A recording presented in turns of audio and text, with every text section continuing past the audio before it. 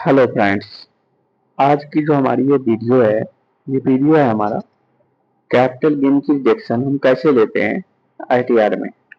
जो सेक्शन 54 है and section 54 F है, सेक्शन 54 बी है और सेक्शन 50 उसके बाद आपको सेक्शन 1037।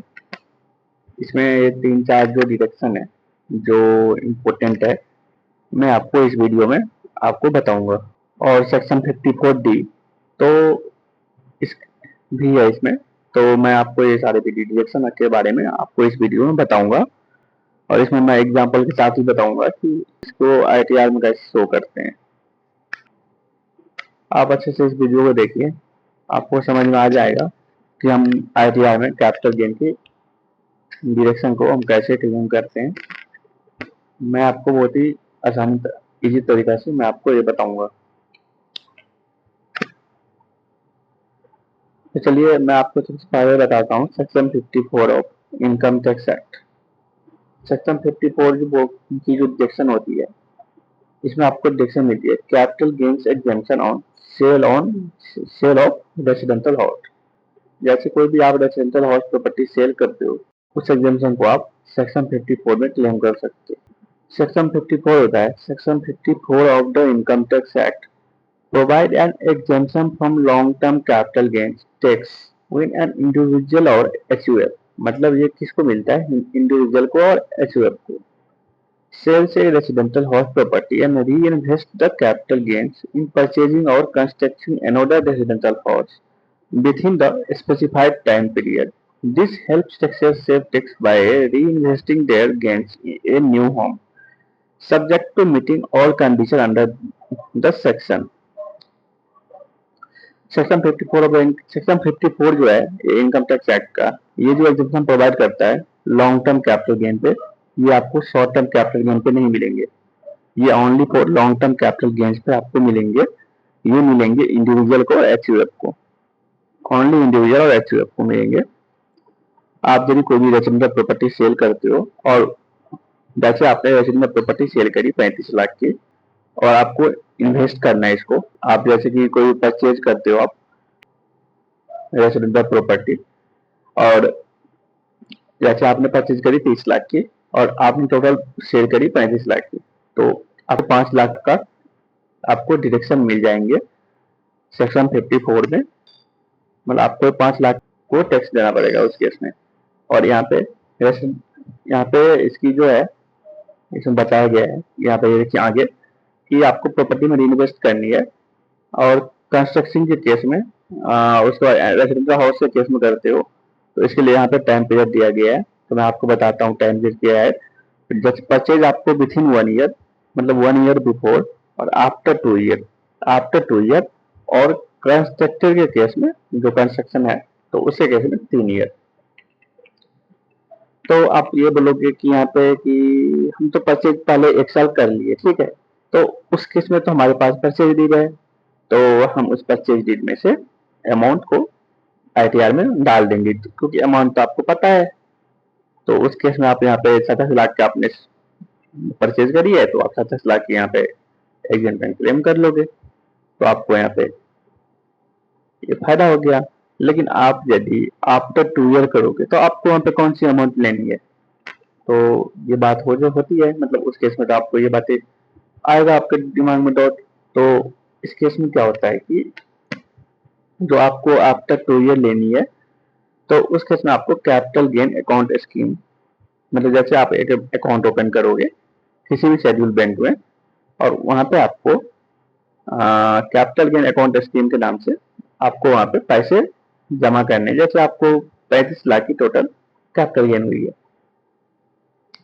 जो आपने रेसिडेंशियल हाउस परचेज करी है, तो उस केस में आपको 35 लाख की कैपिटल गेन हुई है, तो आपको उस हिसाब से, ऐसे आपने 70 लाख में परचेज किया था, सेल किया है और आपने 25 लाख में परचेज किया था, तो आपको यहाँ पे 35 लाख की कैपिटल गेन हुई है।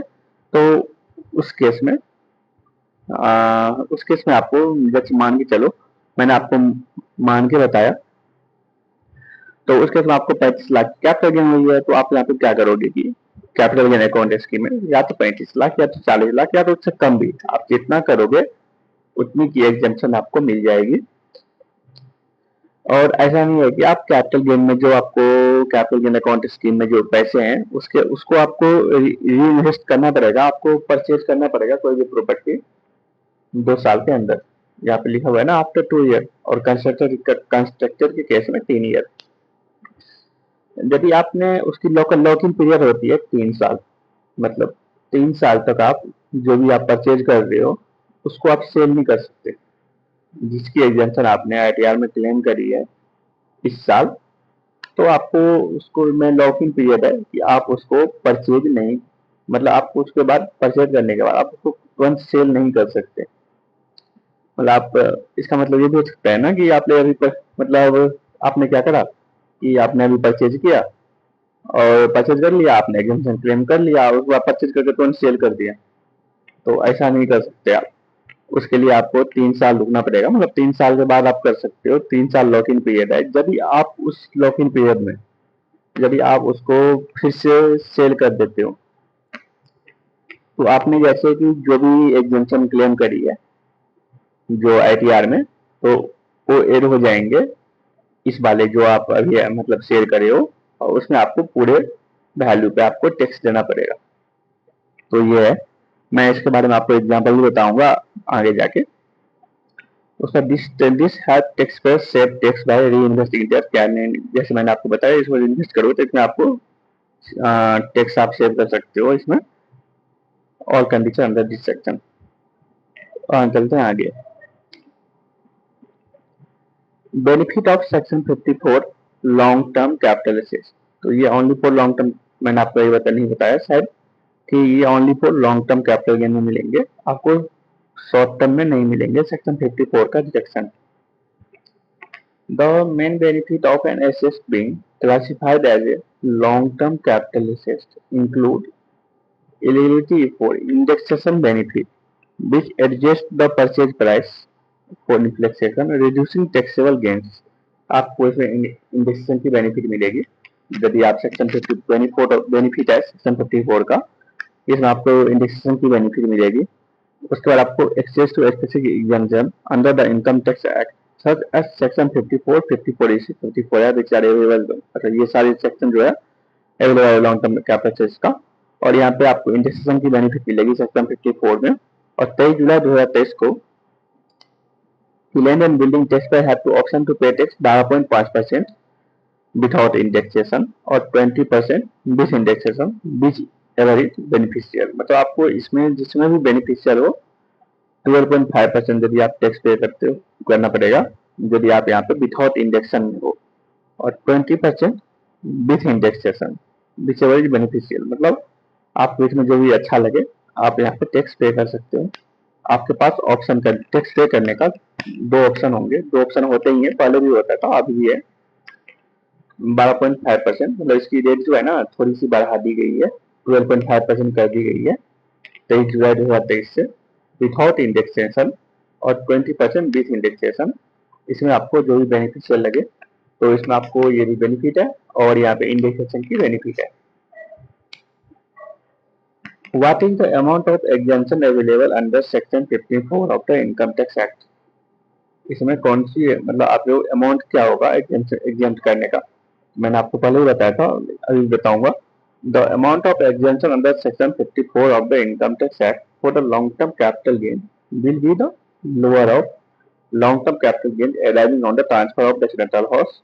आपको जो भी long-term capital gain हुई है, जो आपने ट्रांसफर करी है रेसिडेंशियल प्रॉपर्टी, जो आपने सेल करी है वो वाली अमाउंट, और the investment made in purchase और construction of a new residential house property hence the balance capital gain will be taxable, मतलब जो आपने इन्वेस्टमेंट करी है परचेज और construction of a new residential house property, new residential house property में जो भी आपने इन्वेस्टमेंट करी है, मतलब जो भी आपने परचेज करी है, ऐसे आपने परचेज करी 27 लाख में और आपने शेयर करी 35 लाख में, तो 35 लाख में 27 लाख की आपको वहां पे डिडक्शन मिल जाएगी, और जो भी टैक्स होगा 8 लाख का, मतलब कैपिटल गेन जो बैलेंस बचेंगे उस पर आपको टैक्स देना पड़ेगा।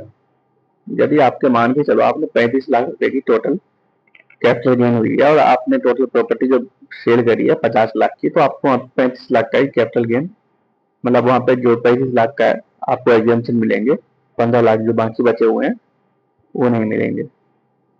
मतलब आप उसको सेटअप नहीं कर सकते, मतलब आप आगे सोचोगे कि आप ये तो मैंने 50 लाख की बेची है तो इसमें तो मुझे 15 लाख का मतलब कैरी फॉरवर्ड होना चाहिए लॉस, और मैं अगले साल भी क्लेम कर लूंगा, तो ऐसा नहीं होगा। मतलब आपको जितने की मतलब आपने इस साल कैपिटल गेन हुई है आप उतने का ही एग्जेम्पशन ले सकते हो, बाकी का नहीं। Exemption under Section 54. Under Section 54 of the Income Tax Act, individual HUF can claim exemption on long-term capital gains from selling a residential house if they invest in another residential house property. आपको reinvest करना है another residential property firm, मतलब कोई another, जैसे आपने पहले ही बताया था मैंने कि आपको इन्वेस्ट करनी है रेजिडेंशियल हाउस प्रॉपर्टी, यदि आप सेल करते हो तो आपको रीइन्वेस्ट करना है another residential प्रॉपर्टी में, और इसको मैं ओनली इंडिविजुअल एचयूएफ के लिए एप्लीकेबल है। यहाँ पे फर्म, एलएलपी, कंपनी और अदर एंटिटी यदि कोई भी कैन, मतलब इसका एग्जेम्पशन क्लेम नहीं कर सकता जो सेक्शन 54 में कवर है। इसकी कंडीशन क्या है कि आपका एसेट जो है पुरानी होनी चाहिए 24 मंथ, यही बताया था, asset sold must be long term capital asset held for more than 24 month. The assessed should be a residential house property with income taxable under the income from house property। तो ऐसे residential house property होना चाहिए, income tax जो होता है income from house property में। The seller must purchase another residential house with in 1 year, after 2 year और construction case में 3 ईयर। मतलब आप 1 ईयर पहले का ले सकते हो, 2 ईयर बाद का ले सकते हो और कंस्ट्रक्शन केस में 3 ईयर तक ले सकते हो। But the new residential property must be located in India. Buying a property abroad does not qualify for exemption from 1st April 2023, the exemption capped in 10 crore, earlier there was no limit। और यहाँ पे 10 करोड़ तक की कर दी गई है ये exemption, आप अंडर सेक्शन 54 में 10 करोड़ तक की कर सकते हो। उसके बाद हम चलते हैं आगे। जैसे मिस्टर वाई है, उन्होंने सेल किया है रेजिडेंशियल हाउस प्रॉपर्टी जिससे कि कैपिटल गेन हुई है उनको 30 लाख की, एंड उन्होंने मिस्टर वाई ने क्या करा, परचेज भी करी है रेजिडेंशियल हाउस प्रॉपर्टी 18 लाख में। तो इसमें कैपिटल गेन क्या होगा कि कैपिटल गेन जो ट्रांसफर करी है रेजिडेंशियल हाउस प्रॉपर्टी में 30 लाख की और इन्वेस्टमेंट जो करी है 18 लाख की, बैलेंस जो टैक्सेबल कैपिटल गेन का हुआ वो हो गया 12 लाख की। ठीक है, बाद उन्होंने क्या करा, इस 18 लाख में जो उन्होंने मतलब मिस्टर वाई ने परचेज करी थी हाउस प्रॉपर्टी 18 लाख में परचेज करी थी, फिर मिस्टर वाई ने क्या करा कि बाद में mister Y sell the new residential house property जो थी उनकी, उनको उन्होंने सेल कर दिया दिसंबर 2016 में 35 लाख में। तो इस केस में क्या होगा कि उनका जो सेल कंसीडरेशन होगा, मतलब सेल की जो वैल्यू होगी उस केस में होगा 35 लाख। यहाँ पे कॉस्ट ऑफ एक्विजिशन जो है, यहाँ पे जो परचेज की कॉस्ट है यहाँ पे नील हो जाएगी, और ये यहाँ पे टोटल जो टैक्सेबल कैपिटल गेन हो जाएगा हमारा 35 लाख का हो जाएगा। As the new property for which deduction was claimed under Section 54 was sold in December 2016 in within 3 years from the date of registration, hence cost of registration was considered and nil। ठीक है, तो इसके 3 years का lock in period होता है, तो 3 year तक आप इनको मतलब जो भी प्रॉपर्टी में आपने कैपिटल गेन्स में जो भी एग्जेंशन लिया है वो वाली प्रॉपर्टी को आप मतलब फिर से आप उसको मतलब 3 साल से पहले उसको सेल नहीं कर सकते हो। ठीक है, तो अब हम चलेंगे capital gain on sale of agriculture land, section 54B। Capital gain tax on the sale of agriculture land depend on whether the land is urban और rural. If you sell urban agriculture land, the profit taxable under the capital gain, but exemption are available under Section 54B.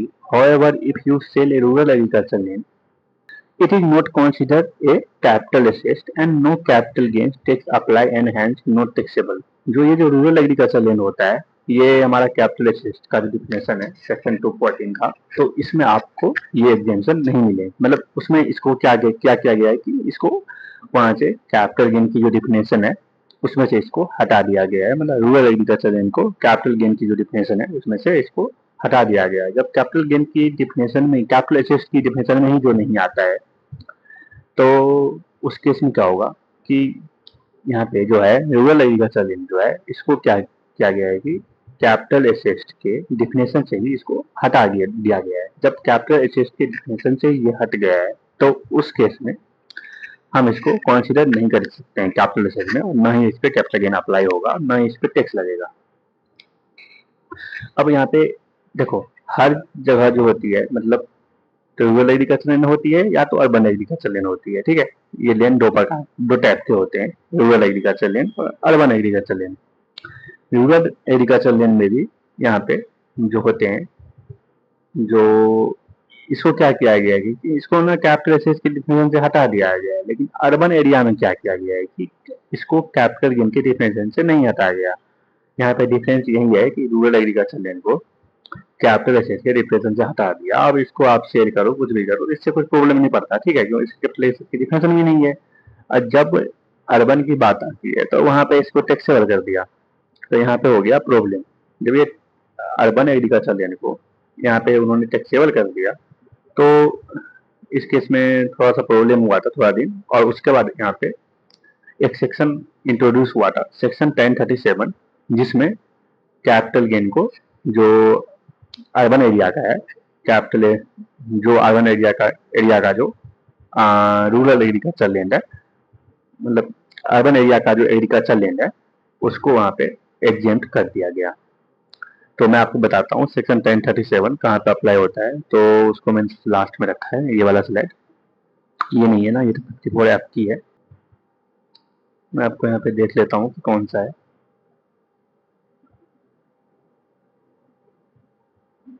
ये वाला है, in the case of an SSC being an individual और HUF, section 1037 बोलता है कि case of the SSC, SSC मतलब यहाँ पे कोई सा भी रख लो, एसएससी है, तो इन the case of SSC being an individual और एचयूएफ फैमिली, मतलब ओनली ये इंडिविजुअल और एचयूएफ ये दोनों पे ही एप्लीकेबल होगा ये, मतलब इंडिविजुअल और एचयूएफ, कंपनी फार्म एलएलपी ये सब पे एप्लीकेबल नहीं होगा। Any income chargeable under the head capital gain arising from the transfer of agricultural land, such, ठीक है, arising from the transfer of the agricultural land, तो यहाँ पे इंडिविजुअल और एचयूएफ को ये एग्जेम्पशन दी गई है कैपिटल गेन में यदि आप ट्रांसफर करते हो एग्रीकल्चर लैंड में, लेकिन इसके लिए यहाँ पे यहाँ पे कुछ कंडीशन है, ये आपको सेटिस्फाई करना पड़ेगा। सच लैंड, जो लैंड है ये अर्बन एरिया में होना चाहिए। Such land during the period of 2 years immediately preceding the date of the transfer was being used for agricultural purpose, मतलब एग्रीकल्चर पर्पस के लिए जब आप सेल कर रहे हो मतलब ट्रांसफर कर रहे हो तो उससे पहले आपको 2 साल इस पे एग्रीकल्चर पर्पस के लिए ये यूज होना चाहिए। और ये यूज कौन करेंगे, हिंदू एचयूएफ और इंडिविजुअल और parent. Such transfer is by way of compulsory requisition under any law or transfer the consideration for which determined approved by the central government or the Reserve Bank of India। जो compulsory acquisition हुआ है कोई भी किसी भी law के अंदर में, तो transfer the consideration determined central government और Reserve Bank of India, central government और आरबीआई के द्वारा जो यहाँ पे कंपल्सरी एक्विजिशन हुआ है किसी भी अंदर लॉ में और ट्रांसफर हुआ है, तो इस केस में आपको यहाँ पर सेक्शन 1037 के डिडक्शन मिलेगी और उसमें आपको एग्जेम्प्ट हो जाएगा जो भी कैपिटल गेन एराइज होगा। यहाँ पे लिखा हुआ है arising from the transfer of agriculture land, तो यहाँ पे कौन सा लैंड होना चाहिए, कंपल्सरी एक्विजिशन, ये वाला लैंड होना चाहिए, ठीक है, कंपल्सरी वाला होना चाहिए यहाँ पे। Such income has arised from the compensation considered such transfer received by the after first day of April, मतलब after first day of April 2004, तो इसके बाद का होना चाहिए।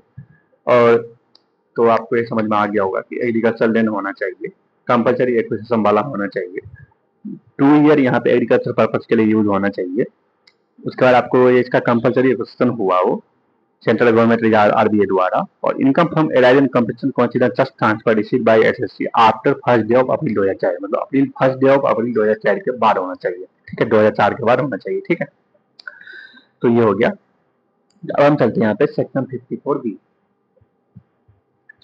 Capital gain tax on sale of agriculture land depend on, जो वहाँ पे सेक्शन 1037 में मतलब वहाँ पे एग्जेम्प्ट है उसको छोड़ के दूसरा जो लैंड है, मतलब वही एग्रीकल्चर लैंड जो है, उसके लिए एग्जाम्पशन के लिए जो डाल रखा है वो डाल रखा है सेक्शन 54B में। और रूरल एग्रीकल्चर लैंड तो यहाँ पे पूरा एग्जेम्प्ट है, जैसे मैंने आपको ये बताया, ठीक है। तो हम चलते हैं आगे। How to identify rural and urban agriculture land, तो इसके बारे में मैंने बता रखा हूँ। The income tax act classify agriculture land and rural urban, ये वाला है। तो आपको यहाँ पे देखना है रूरल एग्रीकल्चर लैंड जो है, रूरल का जो एग्रीकल्चर लैंड है, it means an agriculture land in India, agriculture land India में होना चाहिए। If situated in any area that is comprised between the jurisdiction of the municipality and the population is less than 10,000, ठीक है। तो इस case में आपको यदि लेस देन 10,000 पॉपुलेशन है तो आपको यहाँ पे देखनी है 2 किलोमीटर के नजदीक में 10,000, या तो आप ये वाला कंडीशन देखो, या तो आप ये वाला सिचुएशन देखो, ठीक है। तो जैसे 2 किलोमीटर तक है तो उसकी लेस देन 10,000, 2 किलोमीटर तो 6 किलोमीटर में 1 लाख से कम होना चाहिए, और 6 किलोमीटर तो 8 किलोमीटर में 10 लाख से कम होना चाहिए। और जो इस कंडीशन को सेटिस्फाई करता हो वो हो गया रूरल एग्रीकल्चर लैंड, नहीं तो हो गया अर्बन एग्रीकल्चर लैंड, ठीक है। तो urban agriculture land, if the agriculture land does not satisfy the condition of rural agriculture land, मतलब agriculture land does not satisfy the condition of the rural agriculture land, जो rural agriculture land का condition है जो इसकी satisfy नहीं करता है, then it will consider urban agriculture land, मतलब जो ये कंडीशन सेटिस्फाई नहीं करेगा उसको हम कंसीडर कर लेंगे urban agriculture land. If any land that is not rural agriculture land will be consider urban agriculture, मतलब ऐसा कोई लैंड है जिसको मतलब रूरल एग्रीकल्चर लैंड मतलब उसको हम नहीं बोल सकते हैं, तो उस केस में हम उसको अर्बन एग्रीकल्चर लैंड मानेंगे, ठीक है। Sale of urban agriculture land is taxable under the capital gain, urban agriculture land जो है हमारा ये कैपिटल गेन में टैक्सेबल होता है। रूरल को तो मैंने आपको बता ही दिया है कि इसको कैपिटल एसेट्स के डिफरेंशिएशन से हटा दिया गया है, तो फिर तो ये टैक्सेबल होगा ही नहीं। Capital gain taxable on sale of agriculture land, yes, capital gain on the sale of agricultural land is taxable only if the land is satisfied the urban agricultural land under the Income Tax Act. However, capital gain on sale of rural agricultural land is not taxable because it is not considered a capital asset as per section 240 clause number 3. Capital gain on sale of rural agricultural land, no capital gain tax is levied on the sale of rural agricultural land as per section 214(3) of the Income Tax Act. Rural agricultural land is not treated as a capital asset, therefore any profit, मैंने आपको ये सारा बताया है कि ये नहीं होगा, ठीक है। तो capital gain tax apply on the sale of agriculture land, capital gain का टैक्स अप्लाई होगा वो होगा जब हम अर्बन एग्रीकल्चर लैंड को सेल करेंगे, तो उस टाइम कैपिटल गेन की टैक्स अप्लाई होती है एज पर income tax act. Urban agriculture land consider as a capital asset, urban agriculture land को हम कैपिटल एसेट करेंगे कंसीडर, और इस पे टैक्स भी लगेगा। तो इसमें क्या होता है कि शॉर्ट टर्म कैपिटल गेन जो होगा यदि वो लेस देन 2 इयर्स का है तो एज पर इनकम टैक्स स्लैब रेट उस पर लगेगा, और long term capital gain it held 2 year, मतलब 2 ईयर्स मतलब 2 ईयर से ज्यादा है उस पर 20% इंडेक्सेशन बेनिफिट, एंड उसके बाद आपको 12% विथआउट इंडेक्सेशन बेनिफिट, जो अभी न्यू अभी इंट्रोड्यूस हुआ है 12.5%, और इसकी एज बढ़ा दी गई है थोड़ी सी without indexation benefit. Exemption of for urban agriculture land under section 54B, तो आपको यहाँ पे एग्जेम्पशन क्या मिलेगा। If your land is urban agriculture land you can save tax by reinvesting the sale proceed under section 54B। अब यदि जैसे आपने एग्रीकल्चर लैंड सेल करी और आपने यहाँ पे एक एग्रीकल्चर लैंड को परचेज करी, तो इसमें आप यहाँ पे 54B का आप कंडीशन सेटिस्फाई करते हो, तो उसके बाद आपको यहाँ पे 54B की डिडक्शन मिलेगी।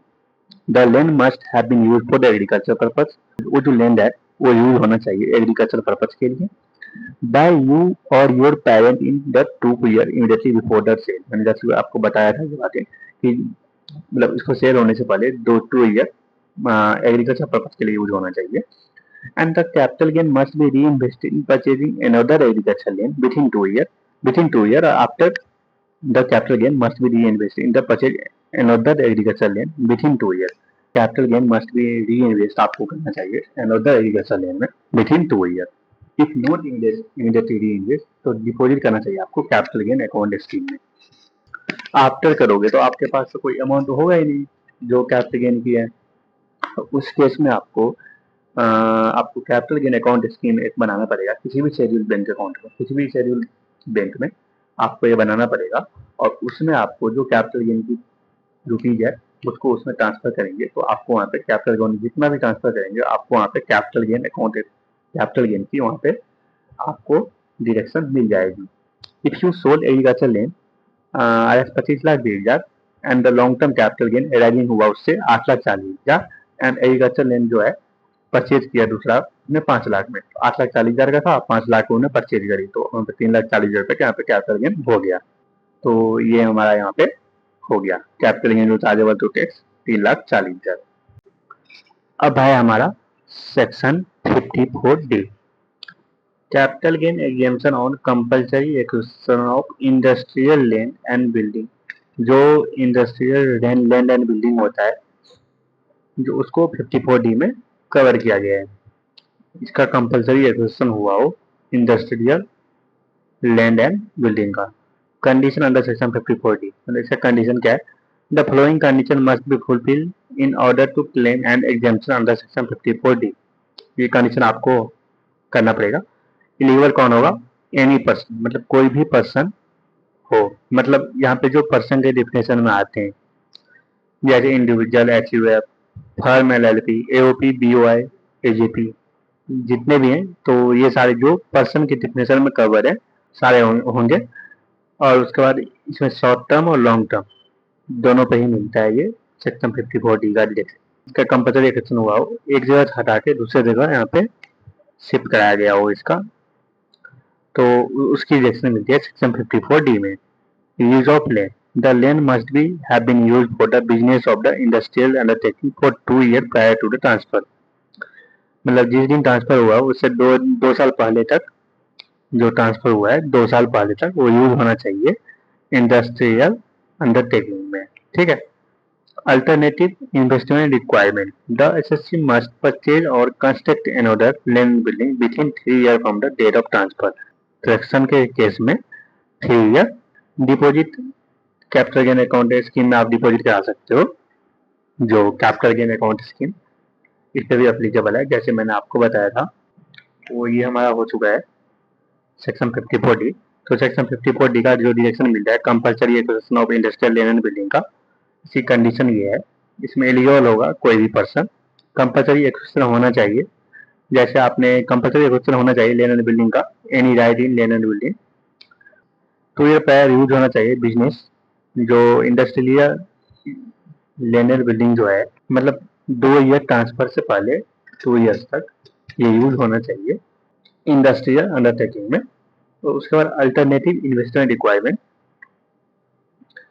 द एसएससी मस्ट परचेज और construct another land and building within 3 year from the date of the transfer. जिस दिन ट्रांसफर हुआ है उससे within 3 year from the date of transfer, मतलब आप ये कर सकते हो, मतलब इसका एग्जाम्पशन आप ले सकते हो 3 ईयर तक। और इसको आप कैपिटल गेन अकाउंट स्कीम में आप पैसे डालोगे। तो जैसे मैंने आपको बताया था कि जैसे आपका मान के चलो 70 लाख की कैपिटल गेन हुई है और 35 लाख का आपने परचेज किया था, इसके जो भी डिफरेंसेस हैं इसको आप क्या करते हो कि एक शेड्यूल बैंक में कैपिटल गेन अकाउंट स्कीम के नाम से आप वहाँ पे जमा करवाते हो, और उसको आपको 3 ईयर में क्या करना पड़ता है, उसको 3 ईयर में उसको परचेज करना पड़ता है आपको दूसरा। जैसे आप यहाँ पे क्या करोगे कि जो भी कंपल्सरी एक्विजिशन कर लो इंडस्ट्रियल लैंड एंड बिल्डिंग का, और दूसरा यहाँ पे सेम, यहाँ पे इसलिए मैंने आपको यहाँ पे शिफ्टिंग वाला बात बोला था, यहाँ पे पहला आपको यहाँ पे सेल कर दिया, ट्रांसफर कर दिया आपने, और दूसरी जगह आपने यहाँ पे इसको शिफ्ट करवा दिया, मतलब शिफ्ट करवाना ही पड़ेगा तभी तो आप यहाँ पे कैपिटल गेन लोगे, नहीं तो आपको यहाँ पे पूरा का पूरा पे टैक्स देना पड़ेगा। तो deposit if advance is note में, तो मैंने जैसे बताया कैपिटल गेन अकाउंट स्कीम में आपको जमा करवाना पड़ेगा। फॉर एग्जाम्पल, मिस्टर अनबन is a sole proprietor conducting business of an industrial land and Bengular. This child land is building compulsory acquisition of Mr. Anban, the capital gains जो हुआ है right transfer हुआ है 75 लाख, 75 लाख का कैपिटल गेन हुआ है। किसको हुआ है, मिस्टर अनबन को। तो मिस्टर अनबन ने परचेज करी है another industrial land in 90 lakh में। उन्होंने क्या करा, 75 लाख में की ट्रांसफर में कैपिटल गेन हुई है उनको, और 90 लाख का उन्होंने परचेज कर लिया, तो इस केस में क्या होगा कि 75 लाख का इनका एग्जेम्पशन मिल जाएगा और कैपिटल गेन इस पे नहीं लगेगा। In this the maximum exemption available assuming all the condition satisfied will be 75 lakh. मतलब आपका जितना 75 लाख का है उतने का आपको एग्जेम्पशन यहाँ पे मिल जाएंगे। इंटायर कैपिटल गेन भी exempt, any cost of new asset greater than the resulting capital gain. ठीक है, तो मिस्टर अनवर ने क्या करा, दूसरा एनोडल इंडस्ट्रियल लैंड उन्होंने परचेज करी 50 लाख में। दूसरे वाले केस की बात कर रहा हूँ, दूसरे वाले केस में उन्होंने 50 लाख की खरीदी है, मतलब 75 लाख का आपका टोटल आपने को कैपिटल गेन हुआ था और 50 लाख का आपने परचेज करी, मतलब यहाँ पे 25 लाख को आपको यहाँ पे कैपिटल गेन पे करना पड़ेगा, इस पे टैक्स पे करना पड़ेगा आपको। द मैक्सिमम एग्जेम्पशन इसमें अवेलेबल होगा 50 लाख का होगा, तो इसमें 25 लाख का जो है वो भी tax to the mister urban of the capital gain. तो इनका नॉन कॉम्प्लायंस वाला आप देख लीजिए। In case of the failure of the comply, जैसे मैंने आपको बोला था कि 3 ईयर्स तक इसमें जो होता है लॉक इन पीरियड, इसमें भी यहाँ पे लॉक इन पीरियड 3 ईयर होगा। फिर उसमें यदि आप 3 ईयर तक यदि आप इसको, जैसे आपने यहाँ पे कंपल्सरी एक्विजिशन किया इंडस्ट्रियल लैंड बिल्डिंग को, और उसको यदि आपने दूसरे जगह आप सेम बिल्डिंग यदि आपने नहीं खरीदा और वहाँ पे आपने यदि इसको शिफ्टिंग नहीं करवाया 3 साल के अंदर में, तो आपको यहाँ पे पूरा का पूरा 75 लाख जैसे यहाँ पे है उस पर आपको यहाँ पे टैक्स देना पड़ेगा। ओके गाइस, तो अब हम चलते हैं यहाँ पे सेक्शन 54 ऐप। सेक्शन 54 ऐप जो होता है इनकम टैक्स एक्ट प्रोवाइड करता है exemption of long term capital gain on sale of any asset, sale of any capital asset other than residential house. तो रेसिडेंशियल हाउस को कवर हो जाता है सेक्शन 54 में, provided one residential property is purchase. इसका जो एलिजिबिलिटी है वो है claim exemption under section 54 F. Section 54 F जो है वो आईटी एक्ट अलाउ करता है exemption on capital gain from the sale of any property other than a residential house. मतलब रेसिडेंशियल हाउस छोड़ के जो अदर देन रेसिडेंशियल हाउस है, तो उस वाले में आपको एग्जेम्पशन इसको मिलेंगे 1 ईयर बिफोर और 2 ईयर आफ्टर। मतलब इसमें 1 ईयर बिफोर आपको परचेज होना चाहिए, 2 ईयर आफ्टर होना चाहिए, कंस्ट्रक्शन के केस में 3 ईयर होना चाहिए। आपको यहाँ पे कौन सा प्रॉपर्टी यहाँ पे सेल करनी है, section long term capital gain होता है sale of any capital asset other than residential house. Residential छोड़ के यदि आपने कोई भी सेल करी है तो उसकी आप वहाँ पे आपको एक रेसिडेंशियल प्रॉपर्टी में आपने परचेज करी है। देखो यहाँ पे मैं आपको एक सिंपल सी बातें बताता हूँ।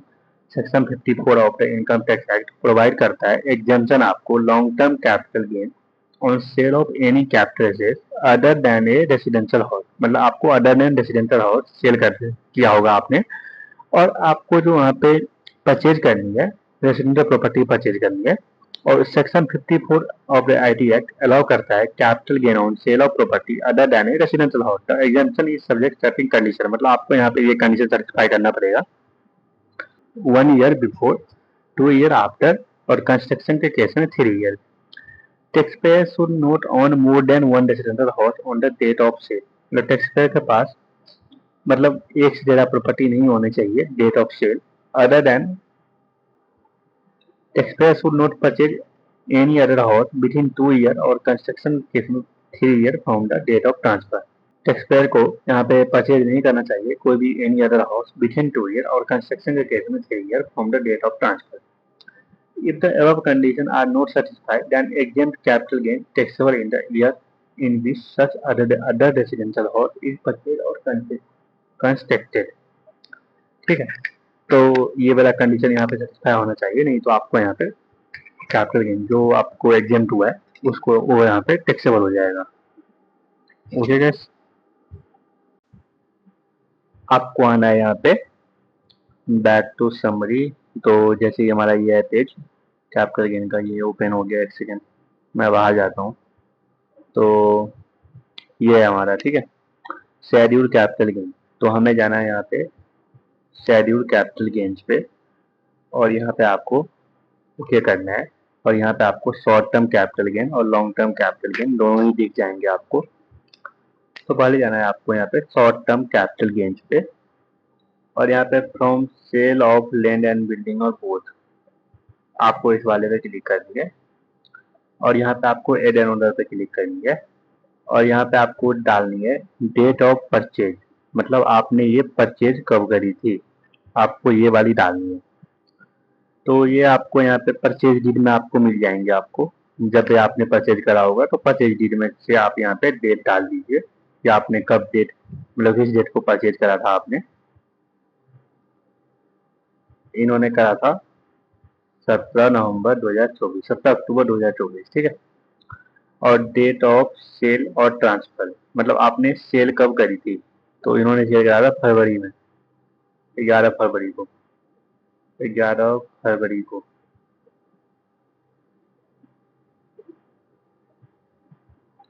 इन्होंने 11 फरवरी को सेल किया था, तो ये आपको सेल डीड में मिल जाएंगे डेट, और ये आपको मिल जाएंगे परचेज डीड में, ठीक है।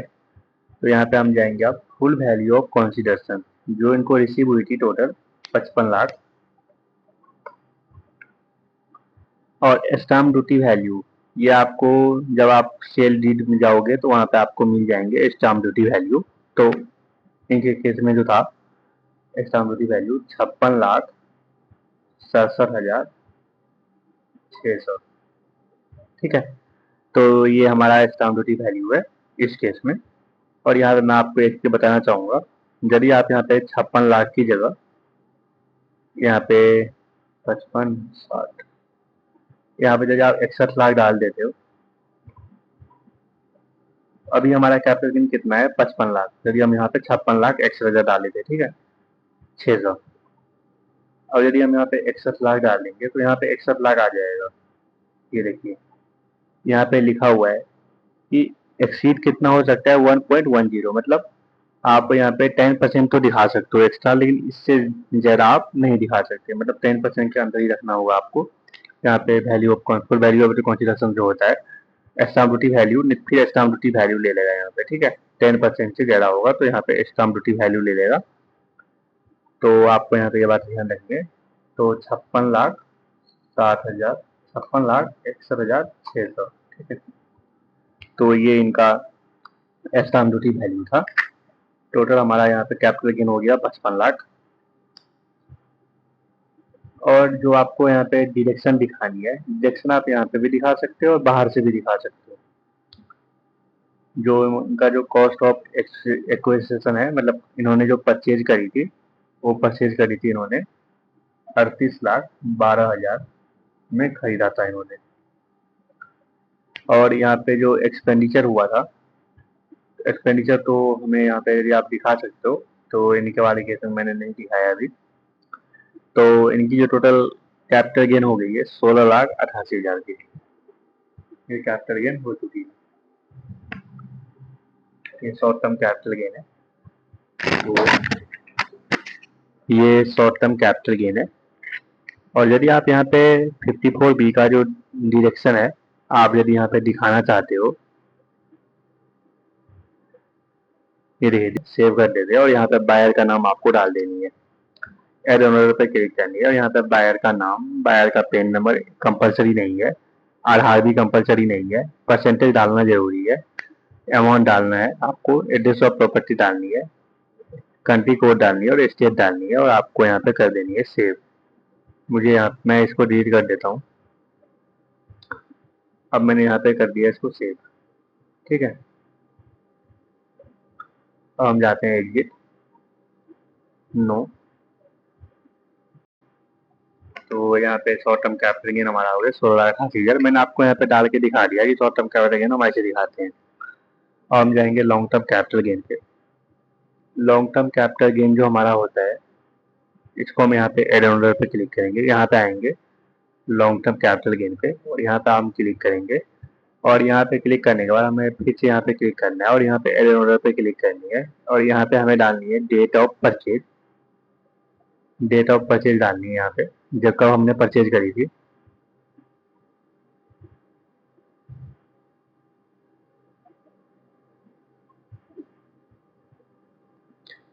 और यहाँ पे हमें डालनी है सेल कब करी थी हमने।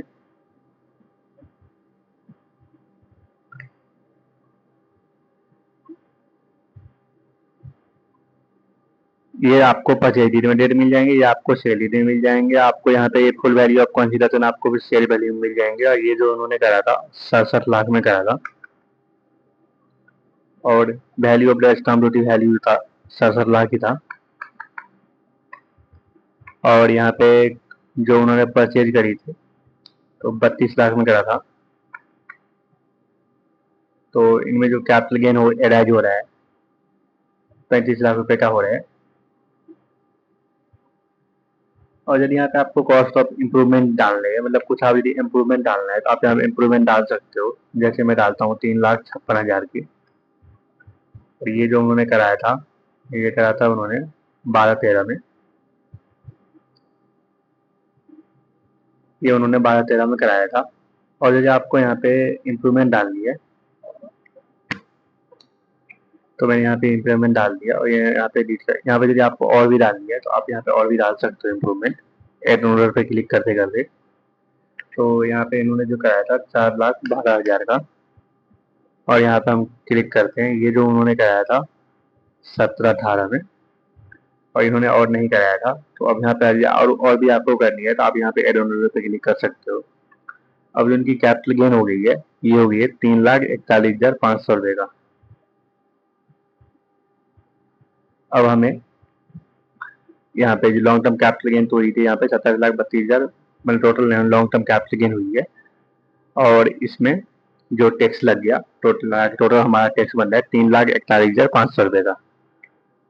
और यदि आपको यहाँ पे ये जो 27,32,000 की है, आपको डिरेक्शन में आपको आगे बता दूंगा अभी। और यहाँ पे आपको यहाँ पे डालनी है बायर की address, name buyer, PAN of the buyer, और यहाँ पे आप साथ यही डाल सकते हो percentage, amount, address, country code, state. मैं इसको डिलीट कर रहा हूँ और मैं इसको सेव कर रहा हूँ। तो हम इसको ही ऐसे ही दिखाते हैं कैपिटल गेन में, जैसे मैंने आपको बताया। उसके बाद अब हम करते हैं इसको एग्जिट, बैक करते हैं।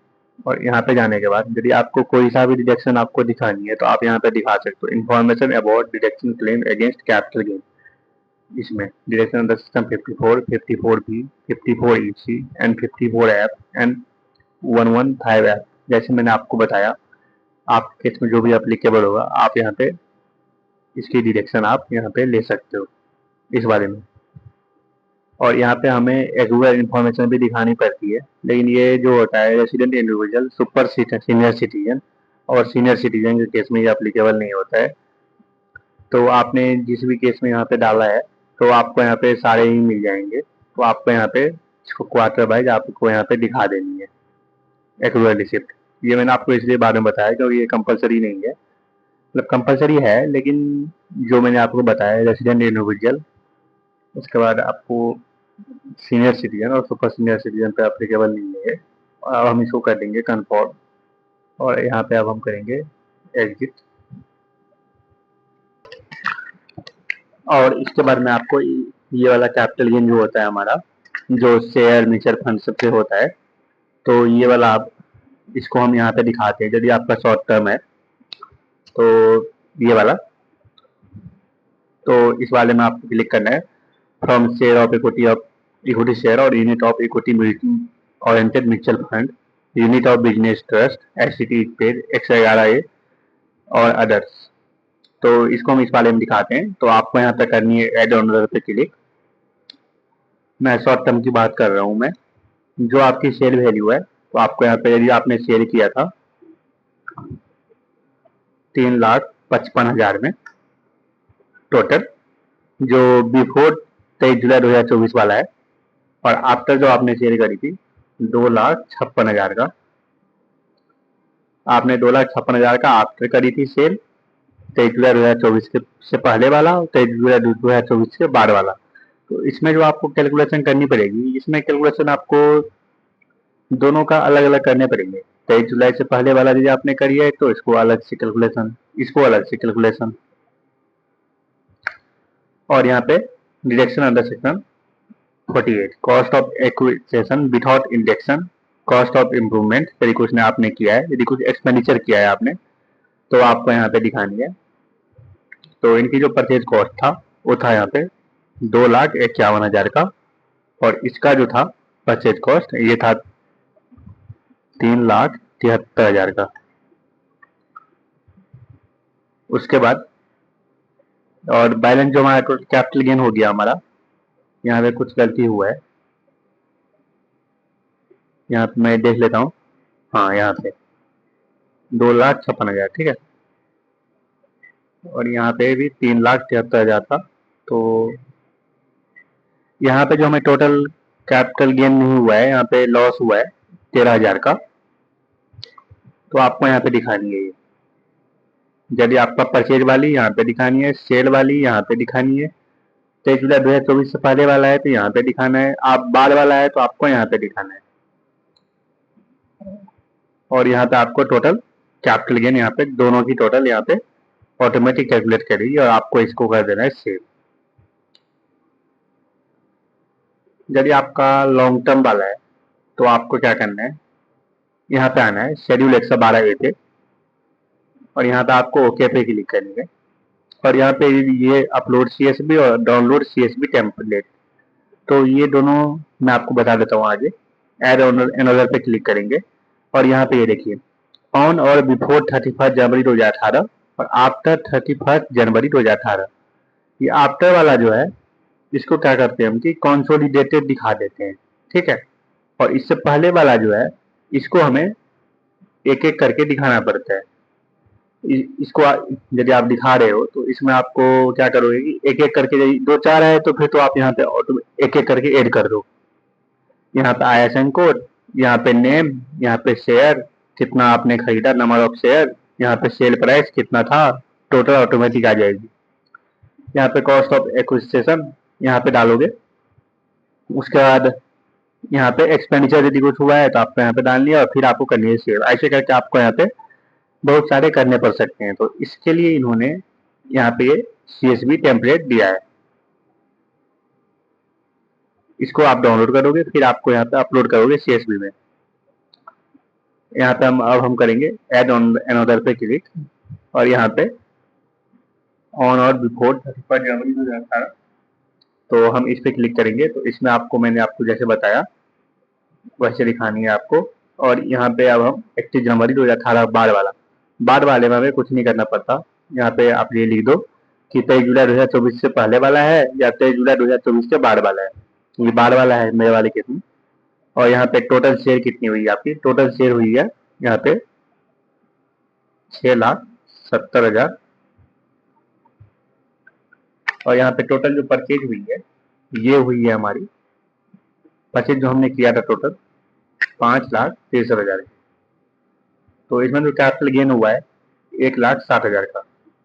इसमें एक्सपेंडिचर था ये था हमारा 2,600 रुपये का।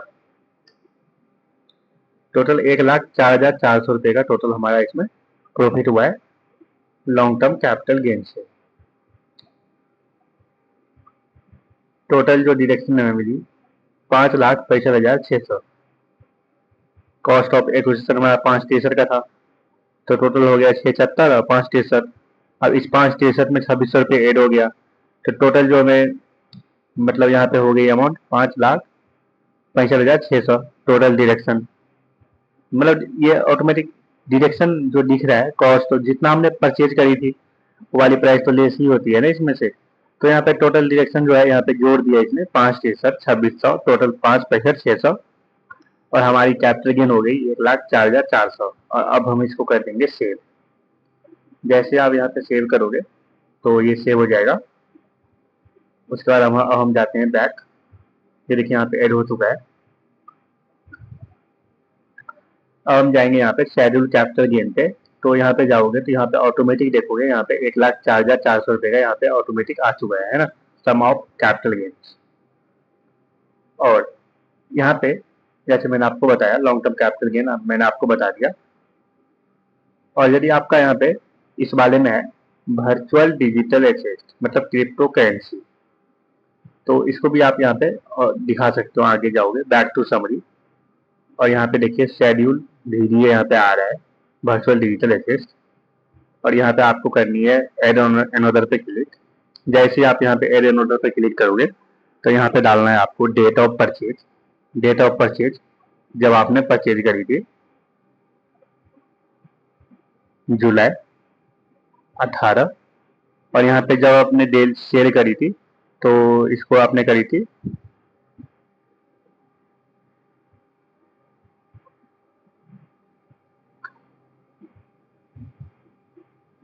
12 मार्च को, और यहाँ पे आ रहा है कैपिटल गेन। तो यहाँ पे दो ऑप्शन आते हैं, एक तो कैपिटल गेन की और एक यहाँ पे बिजनेस इनकम की। यदि आप यहाँ पे ITR 2 फाइल कर रहे हो तो यहाँ पे बिजनेस इनकम नहीं आएगा। ITR 2 में बिजनेस इनकम नहीं होता है, तो यहाँ पे हम दिखाएंगे क्या ओनली यहाँ पे, तो फिर आपको यहाँ पे कैपिटल गेन दिखाना पड़ेगा। और यदि इसको आप डे बाय डे मतलब परचेज करते हो, शेयर करते हो, तो वो आपकी यदि बिजनेस इनकम की तरह आप ट्रीट करते हो, तो आपको यहाँ पे बिजनेस इनकम ट्रीट करते हो, तो आपको यहाँ पे ITR 3 फाइल करना पड़ेगा उस केस में। यदि आप कैपिटल गेन है तो आपको यहाँ पे कैपिटल गेन, मतलब इसमें दो ऑप्शन है, आप कैपिटल गेन या तो बिजनेस इनकम दोनों में दिखा सकते हो। तो यहाँ पे टोटल जो परचेज है आपकी, परचेज हमने किया टोटल 3,56,000 की, और यहाँ पे हम टोटल हमें जो शेयर मिला, शेयर वैल्यू की वो थी यहाँ पे 5,65,600।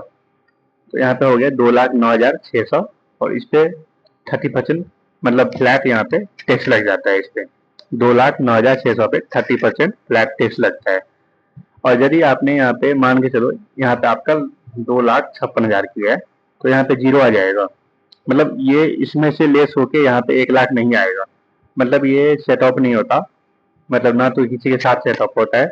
इस पे क्या होता है कि यदि आपने प्रॉफिट कमाई तो आपको यहाँ पे 30% टैक्स देने पड़ेंगे, लॉस है तो कोई बात नहीं, लॉस है तो कोई बात नहीं, आपने लॉस खा लिया, ठीक है। अब हम इसको कर देंगे सेव। जैसे आप यहाँ पे सेव कर दोगे तो ये हो गया हमारा बैक टू समरी। यहाँ पे SI वाला एक शेड्यूल होगा, शेड्यूल SI, आपको इस पे क्लिक करेंगे। जैसे आप यहाँ पे इस पे क्लिक करोगे और यहाँ पे आप नीचे जाओगे, सबसे नीचे जाना पड़ेगा आपको, ये income from transfer of virtual digital assets, 30% automatic tax लगती है इस पे। अब हम इसको कर देंगे कंफर्म। तो ये जो है इस पे यहाँ पे जो है आपका ये वाला सेक्शन, इसमें ऑटोमेटिक 30% टैक्स लगता है, income from transfer of virtual digital assets. आप बोलोगे कि यहाँ पे तो टैक्स लगा ही नहीं, तो यहाँ पे इससे टैक्स नहीं लगा, क्योंकि यहाँ पे हमने शेड्यूल वीडियो में आप देखोगे तो यहाँ पे हमने प्रॉफिट नहीं कमाई है, लॉस कमाई है। जब लॉस के केस में यहाँ पे जीरो ही लगता है, जीरो ही आता है। ओके, अब हम करेंगे नो, अब हम करेंगे बैक टू समरी। तो ये हमारा हो चुका है। बाकी यदि यहाँ पे आपका ये वाला है शेड्यूल कैपिटल गेन, तो आप यहाँ पे दिखा दोगे। यदि इस वाले केस में आते हो तो आपको यहाँ पे एक्वायर इन्फॉर्मेशन दिखा देनी है, ये सारा ही आता है यहाँ पे बैक टू समरी। तो ये हमारा हो गया, तो मैंने आपको यहाँ पे बताया। Okay guys, thank you.